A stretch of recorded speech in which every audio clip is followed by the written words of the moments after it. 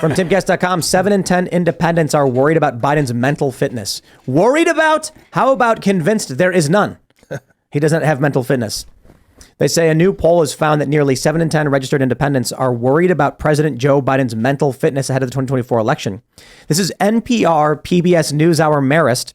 Published on Wednesday found that 69% of registered independents believe his mental fitness is a genuine concern, while 27% believe his mental fitness is being used as a campaign strategy by opponents. I love this because the way you frame a question always matters. If I were to ask the average person, do you think Joe Biden's brain is broken? I bet 70% say yes. If you were then to ask them, is it a concern? 70% say yes. You see how they do this? Mm-hmm. Yeah. I can't imagine how people can have any kind of awareness of the president and not say, well, it kind of, listen to him, I mean, that's your standard kind of the reply that you would expect from the average person that doesn't pay a whole lot of attention to politics. If you've only got, if you dedicate 15 minutes a day to watching a little bit of news so that way you feel like you have an idea about what people are talking about, and you hear Joe Biden twice a week, right, you can't feel confident that this guy's, laser focused on what's going on. I can't imagine how that is. And obviously it's showing in the polls. Yeah, I mean, I just don't know how you could have seen Joe Biden say anything in public and not be worried about the status of his mental health. The best the man does at public speaking is slurring his words instead of constantly gaffing. I remember when we watched his State of the Union address about a year and a half ago, and it was probably the best he'd sounded in the last year and a half, but he did sound drunk the entire time. Well, I'm not saying he was drunk. I'm just saying his brain operates in such a way that when he speaks normally, he slurs his words to the point where he sounds intoxicated. I think that one of the negatives about the way that the Twitter space went today is I don't see a convincing argument to get the president on a Twitter space. Had this gone perfectly and it been great and had everything worked fine, then you could argue, okay, we have to get get more presidential candidates on. The more you get, the more pressure it is on Trump and Biden. I would like to see that happen, but I feel like that was probably the biggest negative about this is the fact that it doesn't lend credibility to independent media and stuff the way that I had hoped that it would. Well, Joe Biden would benefit from this like FDR did. There is no way Joe Biden. Joe Biden ain't getting that. I would watch him wander around stage for an hour. Yeah. But I mean, this is like, I was thinking about this today. What greater, this is the BLM crossover here. What greater vision of white privilege could possibly exist than the media and everyone else covering for Joe Biden and Hunter Biden? Like literally, they've been trying to indoctrinate our kids. They've been trying all of society basically on this false notion of white privilege. And you've got an old guy in there that just wanders around stage. They run, cover for him the entire time. His son is like literally the worst presidential kid ever to exist in the history. Yeah, should be in jail for the rest of his life. And this isn't white. They're not talking about white privilege now. No. This is crazy. It's a wild thing. He's like the ultimate Nepo baby that's ever existed. Seriously. Yeah, and so is Joe Biden though. Joe Biden is benefiting from like the nepotistic elements of media where like they're covering for him because he can't literally conduct himself in a public setting. Mm-hmm. It's crazy. Yeah, Hunter Biden is really a remarkable character. He is a caricature of what Republicans suspected a Democratic president's child could get away with. Like really smoking crack?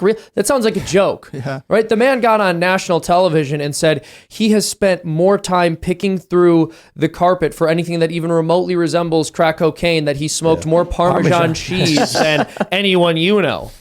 I mean, and that's not even talking about his dad's mental health. Yeah. His dad's mental health should be disqualifying. And completely. Remember when Nancy Pelosi was preparing the 25th Amendment Committee or whatever?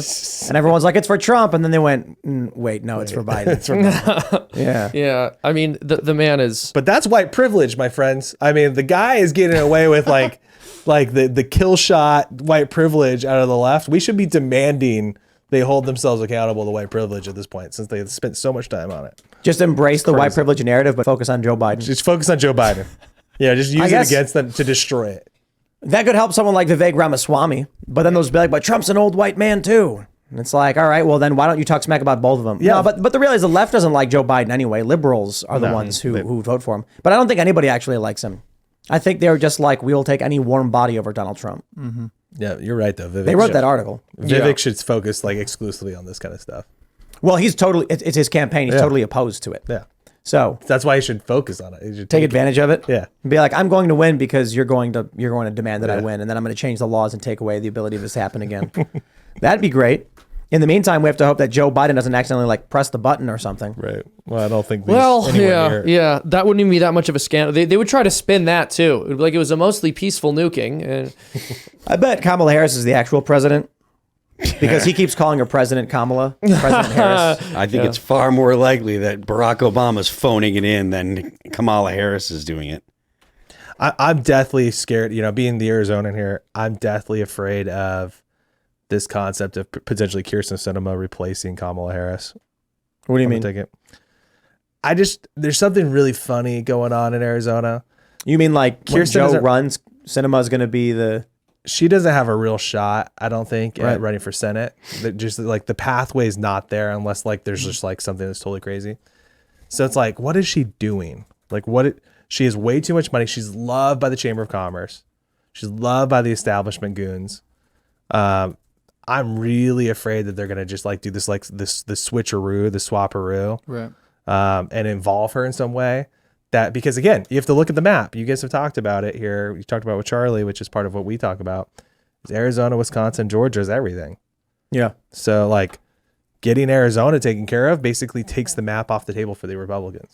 And then people hate Harris. They despise her. They hate You put into Sinema and she's lukewarm. Yeah. But a lot of people will be like, okay, well, Biden's incompetent, but Sinema's, She's cool. She's whatever, right? Yeah, and then I wonder if you have to have a DeSantis just because I don't think Trump can change his standing with the American people. No. You either like him or you don't. Some people are they're either for his policies or they're not. I think enough people would be in favor of Trump at this point, but he's got maximum name recognition. Everybody knows.